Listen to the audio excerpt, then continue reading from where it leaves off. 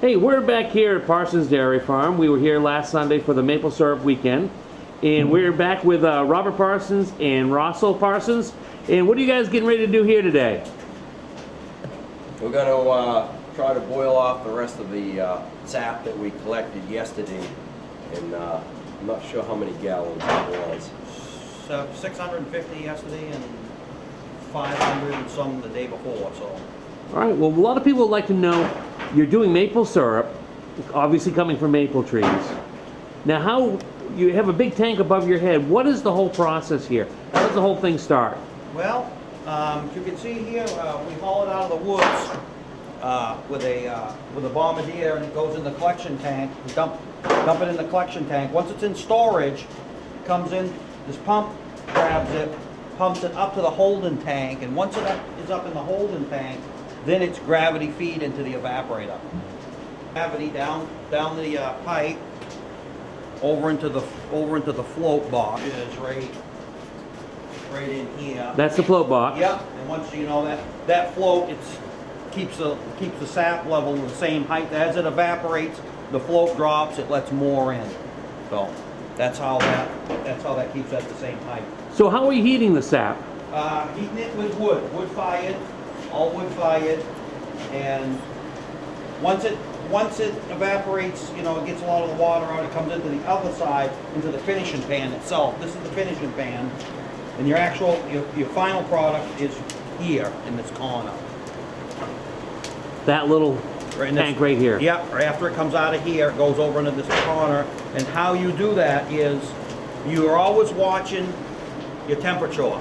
Once it reaches 219 degrees, that's the final density of main standard for syrup. I mean, you could go beyond 219 and just be thicker syrup, you know, see what I mean? Right. If it goes beyond 219, you're gonna have real thick syrup, and if you was below that, drew off before that, you have thin syrup. Now, when does it turn to sugar, something crystalline? Oh, it's gotta be up in around like 220 or something. I'm not sure of them. I don't like to see it go much beyond 219. Right.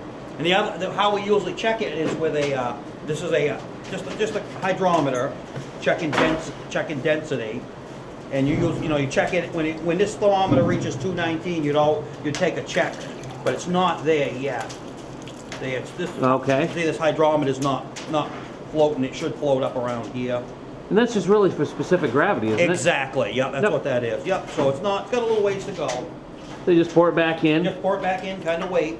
Now, there's a couple other tanks over here. Can you explain those? Now, what's that? There's a couple other tanks over behind me. Okay, yeah, this one here is, we use this as a holding tank when our filter out front has filled up and we can't put any more syrup through because we're backed up. Then we use this here as a holding tank.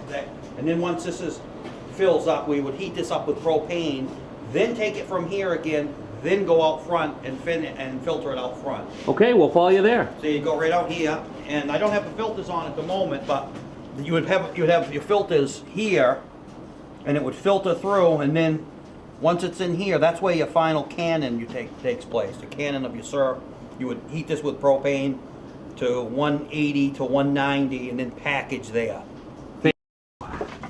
Robert, so this is the wood yard. Yeah, we primarily boil with all pallets. It's a cheap source of fuel, and most of the time we get them for nothing. A place even brung in a truckload last year and threw off a big load. And you could get out in the woods and cut pine and some other softwoods there, but you'd have to split it, stack it, and you'd have quite a bit into labor. And this way here, really all we got is sawing the pallets up so they fit in the evaporator. And so this is Adam over here. Yeah, He's doing the Adam, sawing. Adam Parsons. Yep. He's hiding. And what is the normal type of wood that you're getting out of these pallets? Mostly oak.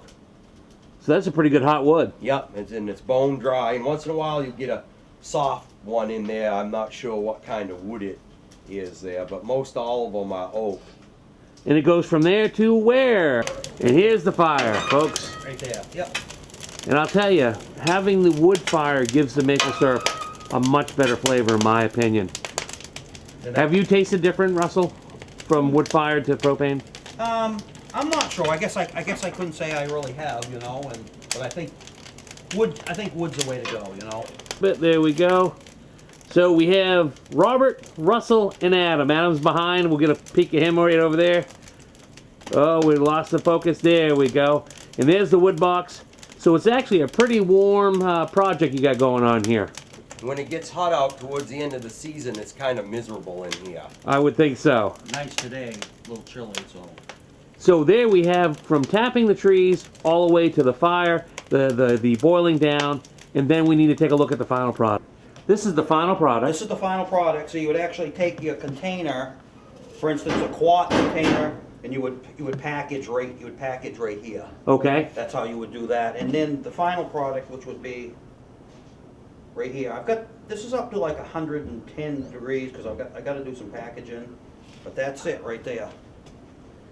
Beautiful stuff. Yeah, see that? Nice. That's gorgeous. Then you can take a sample there. I will definitely do that. Russell, I want to thank you again Yeah.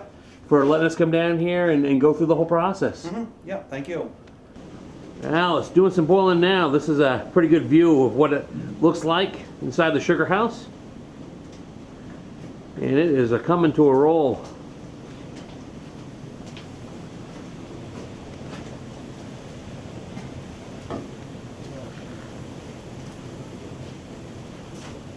You don't want to put any extremities in there, folks.